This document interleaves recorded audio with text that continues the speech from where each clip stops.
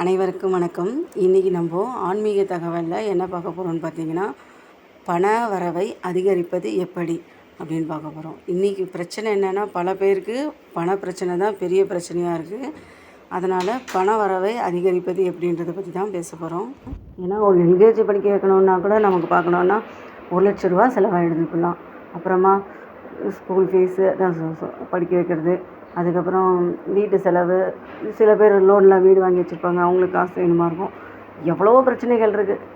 பண பிரச்சனைன்றது ஒரு பெரிய பிரச்சனையாக தான் இருக்குது. இப்போது இந்த பண பிரச்சனையிலேருந்து நமக்கு எவ்வளோ தான் சம்பாதிச்சாலும் பத்த தான் மாட்டேங்குது. இதை சமாளிக்கிறதுக்கு நம்ம பணம் நிறையா தேவைப்படுது. அந்த பணத்தை எப்படி வர வைக்கலான்னு பார்த்தீங்கன்னா, இந்த குபேர முத்திரை செஞ்சிங்கன்னா பண வரவு அதிகரிக்கும். இது எப்படி செய்யலான்னு பார்த்தீங்கன்னா, இந்த 2 விரல் சுண்டு விரலையும் மோதிர விரலையும் மடித்து, இந்த மீதி இருக்க 3 விரலையும் இந்த மாதிரி குமிச்சு வச்சுக்கணும். பார்த்தீங்கன்னா இந்த படத்தில் பார்த்தீங்கன்னா தெரியும். இதே மாதிரி வச்சுட்டு 2 கையிலையும் அதே மாதிரி வச்சு நார்மலாக சப்பலாங்கால் போட்டுட்டோ ஏதோ ஒன்று நமக்கு எப்படி வசதியாக இருக்கோ அந்த மாதிரி உட்காந்துக்கலாம். உட்காந்து ரொம்ப ரிலாக்ஸாக ஒரு 10 நிமிஷமாவது கம்பல்சரி செய்யணும். இதை செஞ்சுட்டே வரும்போது உங்களுக்கு மாற்றம் தெரியும். நீங்கள் இது எப்போன்னா விடிய காலையில் பண்ணுறது ரொம்ப விசேஷம். இந்த 4:30லேருந்து 6 மணி வரையும் பண்ணுறது ரொம்ப விசேஷம். இதை ஒரு 48 நாளாவது கண்டிப்பாக செய்யணும். சும்மா ஒரு நாள் 2 நாள் செஞ்சுட்டு முடியலையேன்னு சொல்லாதீங்க. 48 நாள் கம்பல்சரி. ஒரு மண்டலன்றது 48 நாள். இந்த 48 நாள் கம்பல்சரி செஞ்சுட்டு வரும்போது தான் இதுக்கான பலனை நீங்கள் நல்லாவே அனுபவிக்கலாம். இதை ரெகுலராக செஞ்சுட்டே வாங்க, நல்ல மாற்றம் கிடைக்கும். அதுக்கப்புறம் பார்க்கும்போது இந்த முத்திரை நம்ம உட்காந்து செய்கிறோம் இல்லையா, இந்த உட்காந்து செய்யும் போது ரிலாக்ஸாக இருக்கணும். பக்கத்தில் யாரும் இருக்கக்கூடாதுன்னா டிஸ்டர்பன்ஸ் இருக்கக்கூடாது. அதாவது அக்கம் பக்கத்தில் ஆள் இருக்கலாம், ஆனால் உங்களுக்கு அதை டிஸ்டர்பன்ஸ் பண்ணாத அளவுக்கு ரொம்ப அமைதியாக. அதுக்காக தான் பிரம்ம முகூர்த்தத்தில் பண்ண சொல்கிறாங்க. ஏன்னா அந்த டைமில் யாரும் எழுந்திருக்க மாட்டாங்க, அமைதியாக இருக்கும் இல்லையா, அதனால சொல்கிறாங்க. பண்ணிவிட்டு ஒன்றும் இல்லை, இந்த ஸ்லோகத்தை இதை வச்சுட்டு உங்களுக்கு தெரிஞ்ச எந்த ஸ்லோகனா சொல்லலாம். இல்லைன்னா ஓம்ன்ற ஒரு மந்திரத்தை மட்டும் சொன்னால் கூட போதும்.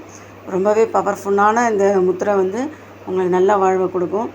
ஏன்னா இது எனக்கு தெரிஞ்ச விஷயத்தை நான் அடுத்தவங்களுக்கு பகிர்ந்துக்கணுன்றதுனால நான் உங்களுக்கு சொல்லியிருக்கேன்.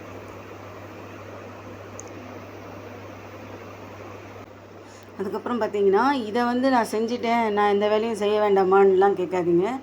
அப்படிலாம் கிடையாது. முயற்சி நம்ம செஞ்சுட்டு தான் இருக்கணும். நம்ம முயற்சி செஞ்சுட்டு சில பேர் நான் என்கிட்ட திறமை இருக்குது, முயற்சி இருக்குது, எல்லாம் செய்கிறேன், ஆனால் எந்த பலனும் கிடைக்கலன்னு சொல்கிறாங்க பார்த்தியா, அவங்களுக்கான முத்திரைகள் தான் இது. நான் இந்த முத்திரையை மட்டும் செஞ்சுட்டு நான் படுத்து தூங்கிடுவேன், எனக்கு எல்லாம் வந்துருமானா வராது தான். இது வெறும் தூண்டுகோல் மட்டும்தான். அதனால் நீங்கள் இந்த முத்திரையை ரெகுலராக செஞ்சுட்டு அதுக்கான முயற்சிகள், உங்களுக்கு பணம் வரதுக்கான என்ன முயற்சி இருக்கோ அதை செஞ்சுட்டு வரும்போது உங்களுக்கு அந்த வேலை ஈஸியாக முடியும்.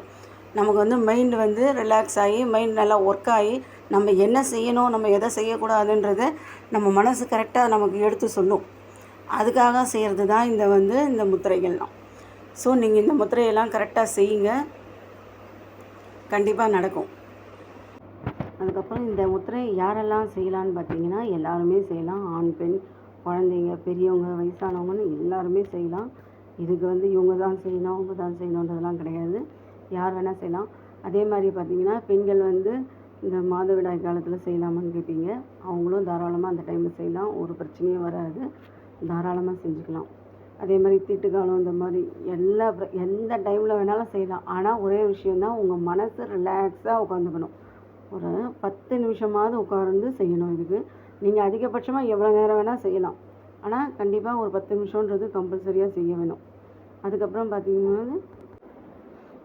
பார்த்தீங்கன்னா இது முடிஞ்சால் நீங்கள் கோவிலில் உட்காந்து செய்ய முடியும் அப்படின்னா செய்யுங்க. ஏன்னா அங்கே நமக்கு பாசிட்டிவ் எனர்ஜி நிறையாவே இருக்குது. ஸோ அதோட ரிசல்ட்டு நமக்கு இன்னும் நல்லாவே கிடைக்கும். அந்த கோவிலோ இல்லை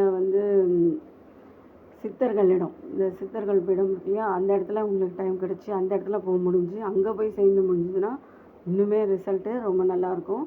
ஏன்னா அங்கெல்லாம் பாசிட்டிவ் எனர்ஜி ரொம்ப நிறையா இருக்குது நம்ம வீட்டை விட. ஏன்னா நம்ம வீட்டில் நம்ம எல்லாத்தையும் பேசுகிறோம், நல்லது கெட்டது இந்த மாதிரி விஷயங்கள்லாம் நிறையா பேசுகிறதுனால எஃபர்ட் கொஞ்சம் கம்மியாக இருக்கும். இதுவே கோவில்லையோ இந்த சித்தர்கள் இருக்கிற இடத்துலையோ போய் செஞ்சிங்கன்னா ரொம்பவே ரொம்ப ரொம்ப ரொம்ப நல்லது. ஸோ அந்த மாதிரி இடத்துலையும் போய் செய்யுங்க. இதை செய்யும் போது பார்த்தீங்கன்னா உங்களுக்கு மனசு ரிலாக்ஸ் ஆகும், நீங்களே கண்கூடாக பார்க்கலாம். நீங்கள் ஓகே, எல்லோரும் இந்த முத்திரையை பயன்படுத்தி எல்லோரும் நல்லா இருக்கணும்னு வாழ்த்துறேன் நான்.